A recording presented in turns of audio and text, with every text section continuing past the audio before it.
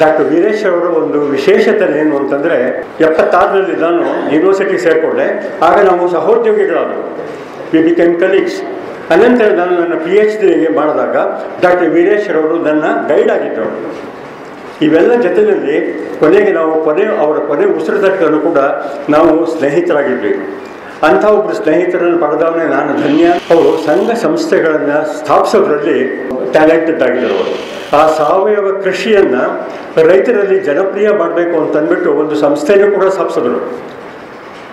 That was organisation for promotion of organic farming ಅಂತ ಅಂದ್ಬಿಟ್ಟು ಅದನ್ನು ನಡೆಸ್ಕೊಂಡು ಬಂದರು ಅವರು. ಇದು ಒಂದು ಉದಾಹರಣೆ ಅವರು ಸಂಘ ಸಂಸ್ಥೆಯನ್ನು ಕಳಿಸೋದಕ್ಕೆ.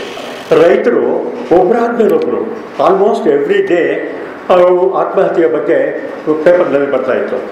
ಆಗ ಅವ್ರು ಏನು ಮಾಡ್ತಾಯಿದ್ರು ಅಂತಂದರೆ, ಅಫ್ಕೋರ್ಸ್ ಸಾಮಾನ್ಯವಾಗಿ ರಾಜಕಾರಣದಲ್ಲಿ ದೂರೋದು ಸಾಮಾನ್ಯ.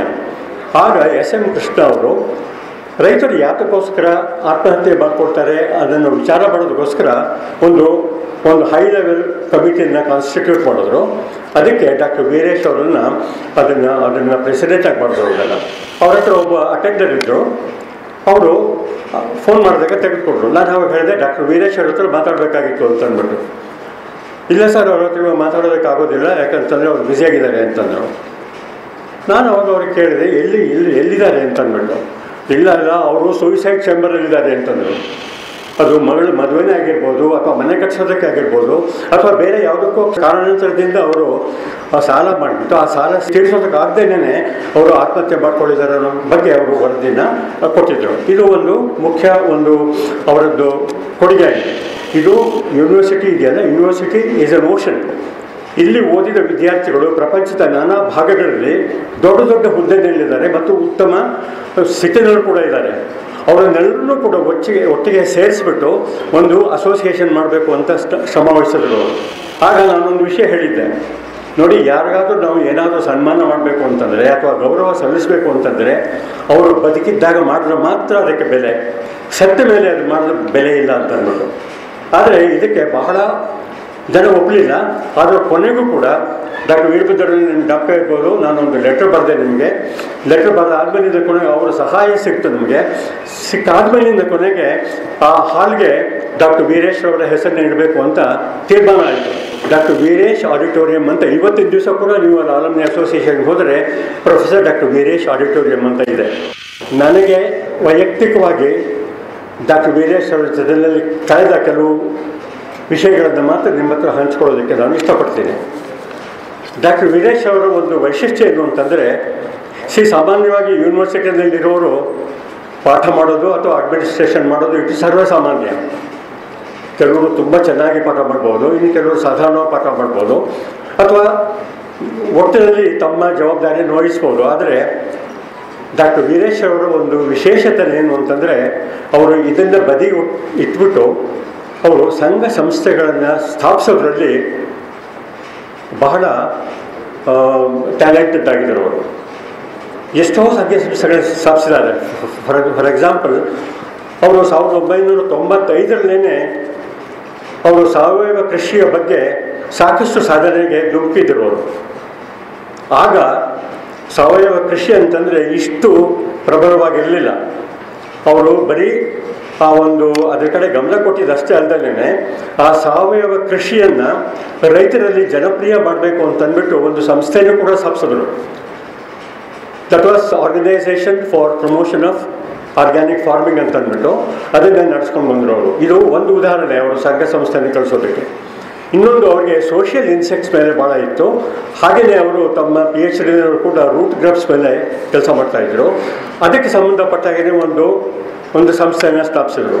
That is called international union for social studies ಅಂತ ಅಂದ್ಬಿಟ್ಟು, IUSSI ಅಂತ ಅಂದ್ಬಿಟ್ಟು.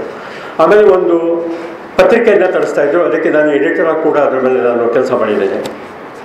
ಆಮೇಲೆ ಮುಖ್ಯವಾಗಿ ಏನಂತಂದರೆ, ಅವರು ಸಾವಯವ ಕೃಷಿ ಬಗ್ಗೆ ಅಷ್ಟೊಂದು ಅವರಿಗೆ ಅಭಿಮಾನ ಇದ್ದಿದ್ದರಿಂದ 2001-2ರಲ್ಲಿ ಕರ್ನಾಟಕ ಸರ್ಕಾರ ಒಂದು ಸಮಿತಿಯನ್ನು ಸ್ಥಾಪನೆ ಮಾಡಿದ್ರು. ಆಗ SM ಕೃಷ್ಣರವರು ಮುಖ್ಯಮಂತ್ರಿಯಾಗಿದ್ದರು. ಅವರು ಕಾಂಗ್ರೆಸ್ ಸಂಸ್ಥೆಯಲ್ಲಿದ್ದಾಗ ಮುಖ್ಯಮಂತ್ರಿಯಾಗಿದ್ದು. ಅದಕ್ಕೆ ಹಿಂದೆ 3 ವರ್ಷಗಳ ಕಾಲ ರೈತರು ಒಬ್ಬರಾದ್ಮೇಲೆ ಒಬ್ಬರು ಆಲ್ಮೋಸ್ಟ್ ಎವ್ರಿ ಡೇ ಅವರು ಆತ್ಮಹತ್ಯೆಯ ಬಗ್ಗೆ ಪೇಪರ್ನಲ್ಲಿ ಬರ್ತಾಯಿತ್ತು. ಆಗ ಅವ್ರು ಏನು ಮಾಡ್ತಾಯಿದ್ರು ಅಂತಂದರೆ, ಅಫ್ಕೋರ್ಸ್ ಸಾಮಾನ್ಯವಾಗಿ ರಾಜಕಾರಣದಲ್ಲಿ ದೂರೋದು ಸಾಮಾನ್ಯ. ಆಗ ಎಸ್ ಎಂ ಕೃಷ್ಣ ಅವರು ರೈತರು ಯಾತಕ್ಕೋಸ್ಕರ ಆತ್ಮಹತ್ಯೆ ಮಾಡ್ಕೊಳ್ತಾರೆ ಅದನ್ನು ವಿಚಾರ ಮಾಡೋದಕ್ಕೋಸ್ಕರ ಒಂದು ಹೈ ಲೆವೆಲ್ ಕಮಿಟಿಯನ್ನು ಕಾನ್ಸ್ಟಿಟ್ಯೂಟ್ ಮಾಡಿದ್ರು.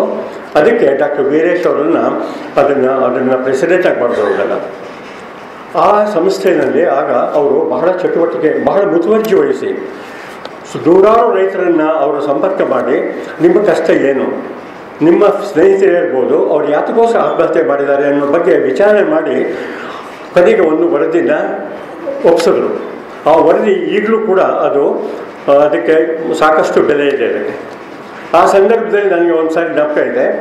ಅಂದರೆ ಡಿಪಾರ್ಟ್ಮೆಂಟ್ ಆಫ್ ಅಗ್ರಿಕಲ್ಚರ್ ಅಲ್ಲಿ ಅವರಿಗೆ ಒಂದು ರೂಮನ್ನು ಕೊಟ್ಟಿದ್ದರು. ಆ ರೂಮ್ನಲ್ಲಿ ಅವರು ಪ್ರತಿ ದಿವಸನೂ ಕೂಡ ಅಲ್ಲಿ ಹೋಗಿ ಕೆಲಸ ಮಾಡ್ತಾಯಿದ್ರು. ಹಾಗಾಗಲೇ ನಿವೃತ್ತಿ ಆಗಿದ್ದರೂ ಕೂಡ ಈ ಜವಾಬ್ದಾರಿ ವಹಿಸ್ಕೊಂಡ ಮೇಲೆ ಅಲ್ಲಿ ಹೋಗ್ತಾಯಿದ್ರು. ನಾನು ಆವಾಗವಾಗ ಡಾಕ್ಟರ್ ವೀರೇಶ್ ಅವ್ರ ಹತ್ರ ಫೋನಲ್ಲಿ ಮಾತಾಡ್ತಾಯಿದ್ದೆ. ಆಗಿನ ಕಾಲದಲ್ಲಿ ಮೊಬೈಲ್ ಜಾಸ್ತಿ ಮಾಡ್ತಾ ಇರಲಿಲ್ಲ. ಡಾಕ್ಟರ್ ವೀರೇಶ್ ಬಗ್ಗೆ ಹೇಳಬೇಕು ಅಂತಂದರೆ ಅವ್ರು ಮೊಬೈಲ್ ಇಟ್ಕೊಂಡೇ ಇರಲಿಲ್ಲ ಕೊನೆ ತನಕನೂ ಕೂಡ. ಅವರೊಂದು ಫೋನ್ ಇತ್ತು. ನಾನು ಸರಿ ಫೋನ್ ಮಾಡಿದೆ ಅವ್ರಿಗೆ. ಅವ್ರ ಹತ್ರ ಒಬ್ಬ ಅಟೆಂಡರ್ ಇದ್ದರು.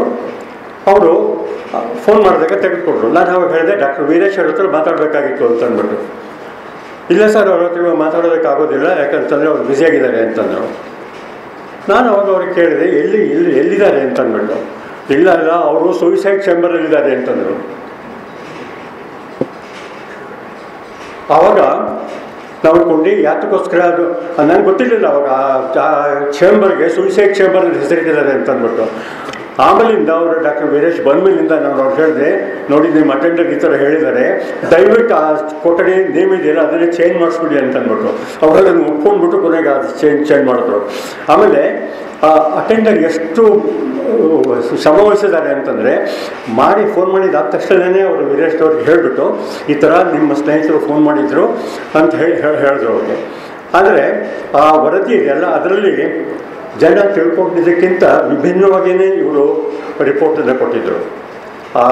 ಅಂದರೆ ಬಹಳ ಜನ ಅಂದ್ಕೊಂಡಿದ್ದು ರೈತರಿಗೆ ಬೆಳೆ ನಷ್ಟ ಆಗಿಬಿಟ್ಟು ಅವರು ಆತ್ಮಹತ್ಯೆ ಮಾಡ್ಕೊಂಡಿದ್ದಂತ ಅಂದ್ಬಿಟ್ಟು. ಆದರೆ ಡಾಕ್ಟರ್ ವೀರೇಶ್ ಅವರ ರಿಪೋರ್ಟ್ ಪ್ರಕಾರ ಏನಾಗಿತ್ತು ಅಂತಂದರೆ, ರೈತರು ಅನೇಕ ಬಗೆಯ ಸಾಲಗಳನ್ನು ಮಾಡಿ, ಅದು ಮದುವೆನೇ ಆಗಿರ್ಬೋದು, ಅಥವಾ ಮನೆ ಕಟ್ಟಿಸೋದಕ್ಕೆ ಆಗಿರ್ಬೋದು, ಅಥವಾ ಬೇರೆ ಯಾವುದಕ್ಕೂ ಕಾರಣಾಂತರದಿಂದ ಅವರು ಸಾಲ ಮಾಡಿಬಿಟ್ಟು ಆ ಸಾಲ ತೀರಿಸೋದಕ್ಕಾಗದೇನೆ ಅವರು ಆತ್ಮಹತ್ಯೆ ಮಾಡ್ಕೊಂಡಿದ್ದಾರೆ ಅನ್ನೋ ಬಗ್ಗೆ ಅವರು ವರದಿನ ಕೊಟ್ಟಿದ್ದರು. ಇದು ಮುಖ್ಯ ಅವರದ್ದು ಕೊಡುಗೆ ಆಗಿದೆ.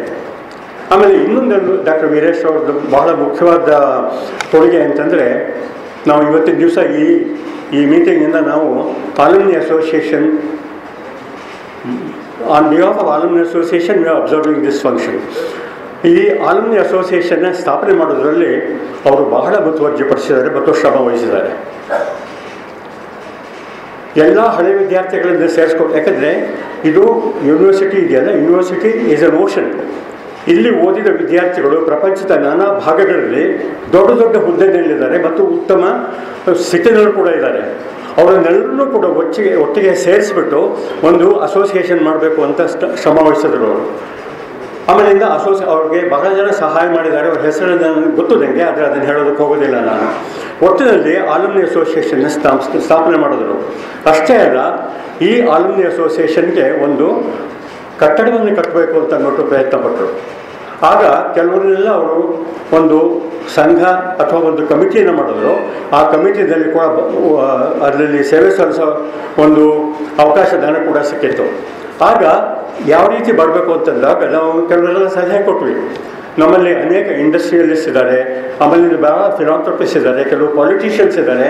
ಅವರನ್ನೆಲ್ಲ ಅಪ್ರೋಚ್ ಮಾಡಿದ್ರೆ ನಮಗೆ ಅವರಿಂದ ಧನ ಸಹಾಯ ಆಗ್ಬೋದು ಅಂತ ಅಂದ್ಬಿಟ್ಟು ಕೂಡಲೇ ಈ ಫಂಡ್ ರೈಸಿಂಗ್ ಕಮಿಟಿ ಅಂತ ಮಾಡಿ ಅನೇಕ ಜನಗಳನ್ನು ಸಂದರ್ಶನ ಮಾಡಿ ಅವರಿಗೆ ಈ ಥರ ಒಂದು ಕಾರ್ಯಕ್ರಮವನ್ನು ಇಟ್ಕೊಂಡಿದ್ದೀವಿ. ಈ ಸಂಸ್ಥೆನ ನಾವು ಬೆಳೆಸಬೇಕಾದ್ರೆ ನಮ್ಗೆ ಯಾವುದಾದ್ರೂ ಒಂದು ಕಟ್ಟಡ ಬೇಕು ಅನ್ನೋ ಒಂದು ಉದ್ದೇಶನ ಅವ್ರ ಮುಂದೆ ಇಟ್ಟಾಗ ಬಹಳ ಜನ ಅದಕ್ಕೆ ಧನ ಸಹಾಯ ಮಾಡಿದ್ರು. ಆಗ ಎಷ್ಟು ಓಡಾಡಿದ್ವಿ ಅಂತಂದರೆ ಅದು ಓಡಾಡಿ ನಮಗೆ ಗೊತ್ತದು. ಆ ಸಂದರ್ಭದಲ್ಲಿ ನಾನು ಆಗ ಒಂದು ಪ್ರೈವೇಟ್ ಕಂಪ್ನಿನಲ್ಲಿ ವೈಸ್ ಪ್ರೆಸಿಡೆಂಟ್ ಆಗಿದ್ದೆ. I was one of the first donors. 1983ನಲ್ಲಿ ಆಗ 1,00,000 ರೂಪಾಯಿಯನ್ನು ನಾನು ಆಲಮ್ನಿ ಅಸೋಸಿಯೇಷನ್ಗೆ ಮುಕ್ಕಾಲ್ಪಾಲು ಈಗಿನ ಪ್ರೆಸಿಡೆಂಟ್ ಗೊತ್ತಿಲ್ಲ ಅಂತ ಅನಿಸುತ್ತೆ, ಅದನ್ನು ನಾನು ಮೊದಲನೇ ಕಾಣಿಕೆಯಾಗಿ ಕೊಟ್ಟಿದ್ದೆ. ಅದನ್ನು ಅವರು ಓಪನ್ ಆಗಿ ಹೇಳಿದ್ರು. ಕೊನೆಗೆ ಇದನ್ನು ಉದಾಹರಣೆ ಇಟ್ಕೊಂಡ್ಬಿಟ್ಟು ಬೇರೆ ಅನೇಕ ಸಂಸ್ಥೆಗಳನ್ನು ನಾವು ಸಂದರ್ಶನ ಮಾಡಿ ಎಲ್ಲರೂ ಕೂಡ ದುಡ್ಡನ್ನು ಕೊಟ್ಟರು. ಇವತ್ತಿನ ದಿವಸ ನೀವು ಆಲಮ್ನಿ ಅಸೋಸಿಯೇಷನ್ ನೋಡಿದ್ರೆ ನಮಗೆ ಒಂಥರ ಹೆಮ್ಮೆ ಮತ್ತು ಸಂತೋಷ ಆಗುತ್ತೆ. ಅದು ನಾನು ಅದನ್ನು ಎಷ್ಟೋ ಸಾರಿ ಅದನ್ನು ನಮ್ಮ ಯೂನಿವರ್ಸಿಟಿ ಆಲಮ್ನಿ ಅಸೋಸಿಯೇಷನ್ ವಿಧಾನಸೌಧಕ್ಕೆ ಹೋಲಿಸ್ತಿದ್ದೆ. ನಾನು ನೋಡೋದಕ್ಕೂ ಹೆಚ್ಚು ಕಮ್ಮಿ ಹಾಗೇ ಇದೆ. ಅಂಥ ಒಂದು ಕೊಡುಗೆಯನ್ನು ಕೊಟ್ಟು ಮಹಾನುಭಾವರನ್ನು ನಾವು ಇವತ್ತಿನ ದಿವಸ ನೆನೆಸ್ಕೊಳ್ಬೇಕಾಗತ್ತೆ. ಅಲ್ಲೂ ಕೂಡ ಒಂದು ವಿಷಯ ನಡೀತು. ಅವಾಗ ಏನಾಯಿತು ಅಂತಂದರೆ ಅವ್ರು ಎಷ್ಟು ಶ್ರಮ ಪಟ್ಟಿದ್ದಾರೆ ಅಂತ ನಮ್ಮಲ್ಲಿ ಕೆಲವರು ಗೊತ್ತು. ನಮ್ಮ ಡಾಕ್ಟರ್ ವೀರಭದ್ರಯ್ಯನವರು ಆಗ ಪ್ರೆಸಿಡೆಂಟ್ ಆಗಿದ್ದರು, ಆಮೇಲೆ ನಾರಾಯಣ ಸ್ವಾಮಿಯವರು ಆಗ ಇದರಲ್ಲಿ, ಮತ್ತು ಇನ್ನೂ ಅನೇಕರಿದ್ದರು. ಡಾಕ್ಟರ್ ಹಿತ್ತಲ್ಮಣಿಯವರು ಕೂಡ ಅವಾಗ ನಮ್ಮ ಜೊತೆಯಲ್ಲಿ ಕೆಲಸ ಮಾಡಿದ್ದಾರೆ. ಅವಾಗ ಏನು ಮಾಡಿದ್ರು ಅಂತಂದರೆ ಇಷ್ಟೆಲ್ಲ ಶ್ರಮ ಪಟ್ಟಿದ್ದರಿಂದ ನಾವು ಅವರಿಗೆ ನಮ್ಮ ಋಣವನ್ನು ತೀರಿಸಬೇಕು ಅಂತ ಅಂದ್ಬಿಟ್ಟು ನಾನು ಡಾಕ್ಟರ್ ವೀರಭದ್ರಯ್ಯನವರು ಡಾಕ್ಟರ್ ಇದೆಯೋ ಗೊತ್ತಿಲ್ಲ, ನಾನು I was the first one to suggest that ಅಲ್ಲಿ ದೊಡ್ಡ ಹಾಲ್ ಇದೆಯಲ್ಲ ಅದನ್ನು ಡಾಕ್ಟರ್ ವೀರೇಶ್ ಅವರ ಹೆಸರನ್ನೇ ಇಡಬೇಕು ಅಂತ ಅಂದ್ಬಿಟ್ಟು ನಾನು ಸಲಹೆ ಕೊಟ್ಟೆ ಅದನ್ನು. ಆದರೆ ಅಲ್ಲಿ ಆ ಕಮಿಟಿನಲ್ಲಿ ನಾನು I was A nominated member. ಆ ಕಮಿಟಿಯಲ್ಲಿ ಬಹಳ ಜನ ಇಲ್ಲ ಅದು ಹೇಗೆ ಇಡೋದಕ್ಕಾಗುತ್ತೆ, ಅವರು ಬದುಕಿದ್ದಾಗಲೇ ಹೆಸರು ಚೆನ್ನಾಗಿರೋದಿಲ್ಲ ಅಂತಂದರು. ಆಗ ನಾನೊಂದು ವಿಷಯ ಹೇಳಿದ್ದೆ, ನೋಡಿ, ಯಾರಿಗಾದ್ರೂ ನಾವು ಏನಾದರೂ ಸನ್ಮಾನ ಮಾಡಬೇಕು ಅಂತಂದರೆ ಅಥವಾ ಗೌರವ ಸಲ್ಲಿಸಬೇಕು ಅಂತಂದರೆ ಅವರು ಬದುಕಿದ್ದಾಗ ಮಾಡಿದ್ರೆ ಮಾತ್ರ ಅದಕ್ಕೆ ಬೆಲೆ, ಸತ್ತ ಮೇಲೆ ಅದು ಮಾಡಿದ್ರೆ ಬೆಲೆ ಇಲ್ಲ ಅಂತ ಅಂದ್ಬಿಟ್ಟು. ಆದರೆ ಇದಕ್ಕೆ ಬಹಳ ಜನ ಒಪ್ಪಲಿಲ್ಲ. ಆದರೆ ಕೊನೆಗೂ ಕೂಡ ಡಾಕ್ಟರ್ ವೀರಭದ್ರಯ್ಯ ಡಾಕ್ಟರ್ ಇರ್ಬೋದು, ನಾನೊಂದು ಲೆಟ್ರ್ ಬರೆದೆ ನಿಮಗೆ. ಲೆಟ್ರ್ ಬರೆದಾದ್ಮೇಲಿಂದ ಕೊನೆಗೆ ಅವರ ಸಹಾಯ ಸಿಕ್ತು ನಮಗೆ. ಸಿಕ್ಕಾದ್ಮೇಲಿಂದ ಕೊನೆಗೆ ಆ ಹಾಲ್ಗೆ ಡಾಕ್ಟರ್ ವೀರೇಶ್ ಅವರ ಹೆಸರನ್ನ ಇಡಬೇಕು ಅಂತ ತೀರ್ಮಾನ ಆಯಿತು. ನಿಮ್ಮನ್ನು ಇವರು ನೆನೆಸ್ಕೊಳ್ತೀನಿ ಡಾಕ್ಟರ್ ವೀರಭದ್ರಯ್ಯನವರೇ, ನೀವು ಅವಾಗ you listen to the suggestions given by some of us and as a president actually you took a very good decision. ಆಮೇಲೆ ಕೊನೆಗೆ ಒಂದು ಮೀಟಿಂಗ್ ಆಯಿತು. ಆ ಮೀಟಿಂಗ್ನಲ್ಲಿ ಏನು ಹೆಸರಿಡಬೇಕು ಅಂತಂದ್ಬಿಟ್ಟು, ಇಲ್ಲ ಬೇರೆ ಹೆಸರನ್ನು ಬೇಡ, ಅದನ್ನು ಡಾಕ್ಟರ್ ವೀರೇಶ್ ಅವರ ಹೆಸರು ಕೊಡ ಅಂತಂದ್ಬಿಟ್ಟು ಒಬ್ರು ಹೇಳಿದ್ರು, ಅದಕ್ಕೆ ಡಾಕ್ಟರ್ ವೀರೇಶ್ ಮೆಮೋರಿಯಲ್ ಹಾಲ್ ಅಂತ ಇಟ್ಬೋಣ ಅಂತಂದ್ಬಿಟ್ಟು. ಈ ಮೆಮೋರಿಯಲ್ ಅನ್ನೋದಕ್ಕೆ ಅರ್ಥನೇ ಗೊತ್ತಿಲ್ಲ ಎಷ್ಟೋ ಜನಕ್ಕೆ. ನಾನು ಹೇಳಿದೆ, ಮೆಮೋರಿಯಲ್ ಅಂತಿಟ್ಟು ನಾವು ಅವರು ಬದುಕಿದ್ದಾಗಲೇ ಅವರನ್ನು ಕೊಂದಾಗುತ್ತೆ, ಮೆಮೋರಿಯಲ್ ಅನ್ನೋದು ಇಡಬೇಕಾಗಿಲ್ಲ ಅಂತ. ಆದಮೇಲೆ ಇದು ತೀರ್ಮಾನ ಆಯಿತು.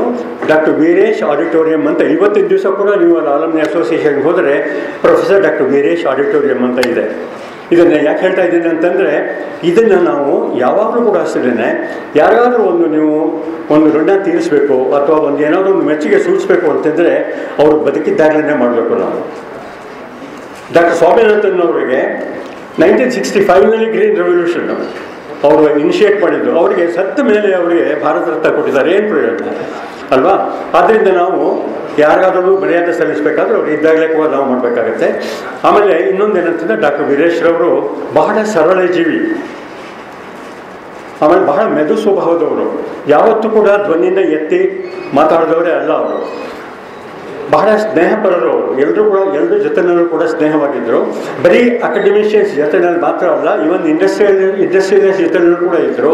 ಅವರ ಅಂಥ ಒಂದು ಸಂಪರ್ಕ ಇದ್ದಿದ್ದರಿಂದಲೇ ಕೂಡ ಅವರು ಎಲ್ಲರನ್ನೂ ಕೂಡ ಒಟ್ಟಿಗೆ ಸೇರಿಸ್ಕೊಂಡ್ಬಿಟ್ಟು ಅವರು ಈ ಎಲ್ಲರ ಮನ್ನಣೆಯನ್ನು ಸಲ್ಲಿಸಿದ್ರು. ಅವರಿಗೆ 2016ರಲ್ಲಿ ಅವರಿಗೆ ರಾಜ್ಯೋತ್ಸವ ಅವಾರ್ಡನ್ನು ಕೊಟ್ಟರು. ಅವ್ರಿಗೆ ಅದು ಮೊದಲನೇ ಸೇರಬೇಕಾಗಿತ್ತು.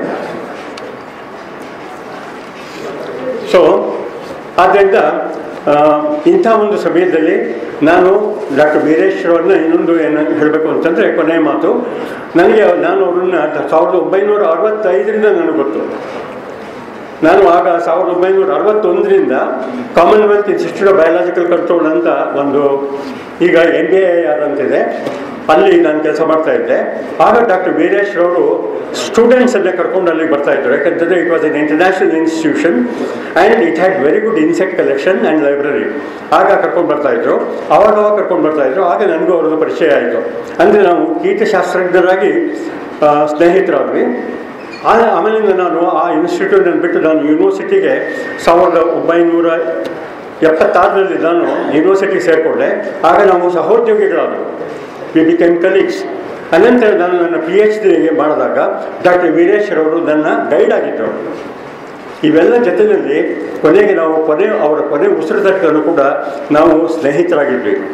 ಅಂಥ ಒಬ್ಬರು ಸ್ನೇಹಿತರನ್ನು ಪಡೆದವನೇ ನಾನು ಧನ್ಯ ಅಂತ ಹೇಳಿಬಿಟ್ಟು ಈ ಸಮಯದಲ್ಲಿ ನೆನೆಸ್ಕೊಳ್ತಾ ತಮ್ಮೆಲ್ಲರಿಗೂ ಧನ್ಯವಾದಗಳನ್ನು ಅರ್ಪಿಸಿ ನನ್ನ ಮಾತನ್ನು ಮುಗಿಸ್ತೀನಿ. ನಮಸ್ಕಾರ.